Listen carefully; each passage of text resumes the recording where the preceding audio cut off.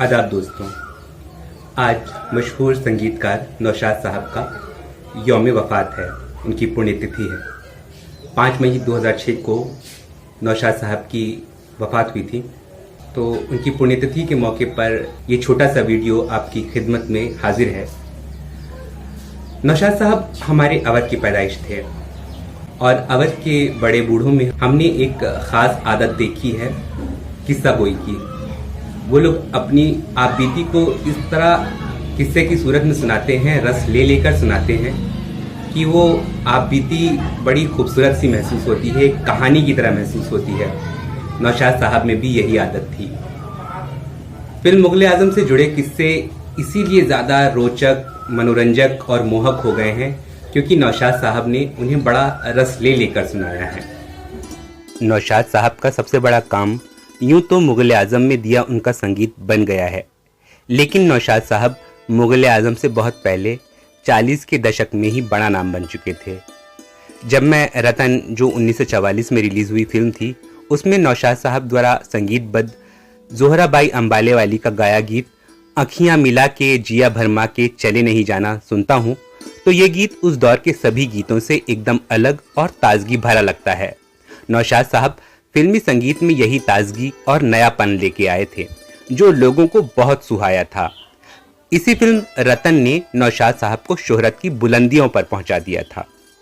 25 दिसंबर सन 1919 तब के संयुक्त प्रांत या इंग्लिश में United provinces of Awadh and Agra, यानी आज का उत्तर प्रदेश, यहाँ के लखनऊ में एक पढ़े लिखे घराने में नौशाद साहब की पैदाइश हुई। जिस घराने में गाने बजाने को अच्छी नज़र से नहीं देखा जाता था, लेकिन नौशाद साहब अपने घर वालों के साथ बचपन में देवा शरीफ, जो कि लखनऊ के पास में बाराबंकी ज़िले में एक मज़ार है सूफी संत की, वहाँ पर जाया करते थे और वहाँ कव्वालियों को सुनने से संगीत में उनकी रुचि पैदा होने लगी। फिर उन्होंने बाकायदा शास्त्रीय संगीत सीख लिया घर वालों से छिपकर। 1937 में फिल्मी दुनिया में किस्मत आजमाने बम्बई जा पहुँचे। जल्द ही उनके गीत हिट होने लगे। उनकी संगीत दी फिल्में सिल्वर जुबली होने लगीं। भारतीय फिल्मों में शास्त्रीय संगीत को लाने का श्रेय नौशाद साहब का है। उन्होंने भारतीय रागों पर आधारित कई गाने बनाए और अपने देश की मिठास होने की वजह से वो गाने लोगों को बहुत पसंद आए और वो गाने बहुत मशहूर हुए। इसके साथ ही नौशाद साहब ने भारतीय फिल्म उद्योग को एक से एक अनमोल हीरे दिए। मोहम्मद रफ़ी, महेंद्र कपूर, श्याम कुमार, सुरैया, एक से एक गायक गायिकाओं का हिंदी फिल्मों में आगाज कराने वाले नौशाद ही थे। फिल्म पहले आप के एक गाने की सिर्फ एक लाइन गवाकर उन्होंने फिल्मी दुनिया में मोहम्मद रफ़ी की एंट्री करवाई। उसके बाद रफ़ी साहब ने अपनी सफलता का नया इतिहास तो लिखा ही, साथ ही जब जब रफ़ी नौशाद इकट्ठा हुए तो बेहतरीन से बेहतर नगमे वजूद में आते रहे। मुझे ये जानकर बड़ी हैरत हुई थी कि हिंदी फिल्मों की मशहूर और पहली महिला कॉमेडियन टुनटुन की फिल्मी दुनिया में एंट्री भी नौशाद साहब ने ही करवाई थी। टुनटुन का असल नाम उमा देवी था। वो शायद यूपी के अमरोहा से थीं। उमा के पूरे परिवार की हत्या जायदाद के लालच में उमा की आंखों के सामने उनके रिश्तेदारों ने ही कर दी थी और उमा को अपने घर की नौकरानी बनाकर रख लिया था। एक दिन उमा छिपकर बंबई भाग आईं और नौशाद साहब का पता निकालकर उनके घर पहुंची और छूटते ही बोली कि या तो मुझे फिल्मों में गाने का मौका दीजिए या मैं आपके घर के आगे बह रहे समंदर में कूदकर अपनी जान दे दूंगी। नौशाद साहब चौंके। उमा को भरोसा दिलाया कि वो उनको काम जरूर देंगे, वो अपनी जान देने की बात ना करें।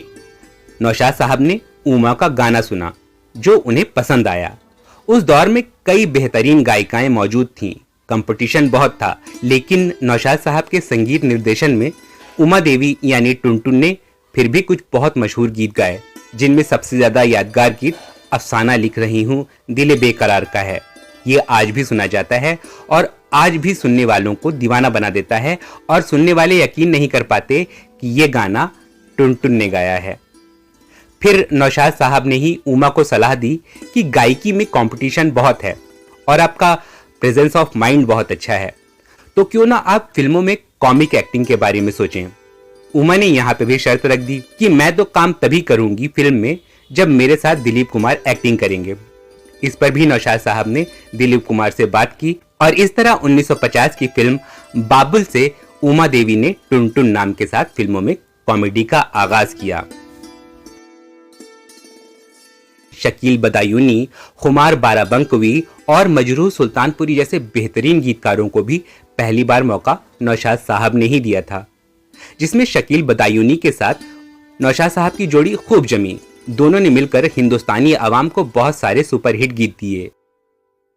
दुलारी, दिल दिया दर्द लिया, आदमी, राम और श्याम, पालकी, उड़न खटोला, मदर इंडिया, मुगले आजम, गंगा जमुना, बाबुल, दास्तान, अमर, बैजू बावरा, दीदार, आन, कोहिनूर, इन सभी सुपरहिट फिल्मों के गीत संगीत में शकील और नौशाद का ही नाम है।